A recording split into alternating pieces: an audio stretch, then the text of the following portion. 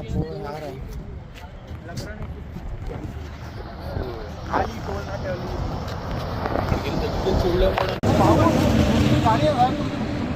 Sir, मग तुम्हाला ते सांगतोय सर, एवढं भयंकर हवा होती की गाडी चालवणं अशक्य गोष्ट होती.